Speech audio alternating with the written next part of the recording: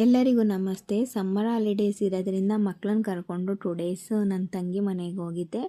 ಮೈಸೂರೇ ಆಗಿರೋದ್ರಿಂದ ಮೈಸೂರಲ್ಲಿರೋ ತಾಯಿ ಚಾಮುಂಡೇಶ್ವರಿ ದರ್ಶನ ಮಾಡಿಲ್ಲ ಅಂದರೆ ಸಮಾಧಾನ ಆಗಲ್ಲ. ಹಾಗಾಗಿ ತಾಯಿ ಚಾಮುಂಡೇಶ್ವರಿ ದರ್ಶನ ಮಾಡೋಣ ಅಂತ ನಾನು, ನನ್ನ ತಂಗಿ, ಮಕ್ಕಳು ಎಲ್ಲರೂ ಹೊರಟಾಗ ನಾವು ಇಲ್ಲಿ ಮನೆ ಬಿಟ್ಟಾಗ ಒಂದು 5:30 ಆಗಿತ್ತು. ಅಲ್ಲಿಗೆ ಹೋಗೋಷ್ಟರಲ್ಲಿ 6:30 ಆಗಿತ್ತು.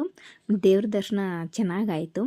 ಅಲ್ಲಿಂದ ನೆಕ್ಸ್ಟ್ ಡೇ ಎಲ್ಲಿಗೆ ಹೋಗೋದು ಅಂತ ಹೇಳಿದಾಗ ಯೋಚನೆ ಮಾಡ್ತಾ ಇರ್ಬೇಕಾದ್ರೆ ಮಕ್ಕಳೆಲ್ಲ ನೀರಲ್ಲಿ ಆಟಾಡಬೇಕು ಅಂದರು.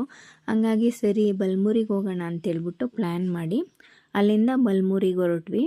ಮಕ್ಕಳೆಲ್ಲ ಚೆನ್ನಾಗಿ ನೀರಲ್ಲಿ ಆಟಾಡ್ತಾಯಿದ್ರು. ನೀರೇ ಅಷ್ಟೊಂದು ಜಾಸ್ತಿನೂ ಇರಲಿಲ್ಲ, ತೀರಾ ಕಡಿಮೆನೂ ಇರಲಿಲ್ಲ. ಪರವಾಗಿಲ್ಲ, ಒಂದು ರೇಂಜ್ಗೆ ಆಟಾಡೋ ರೇಂಜ್ಗಿತ್ತು.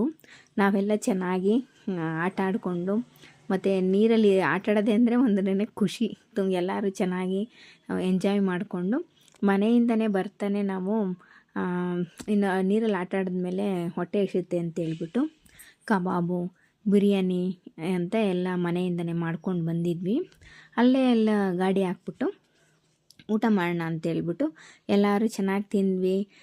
ಸಂಜೆ ನೈಟ್ ಸೂರ್ಯ ಮುಳುಗೋ ಟೈಮ್ ಆಯಿತು. ಸಂಜೆ ಸೂರ್ಯ ನೋಡ್ತಾ ಹಂಗೆ ನೇಚರ್ ಸವಿತಾ ಹಂಗೆ ಚೆನ್ನಾಗಿ ಊಟ ಮಾಡಿದ್ವಿ.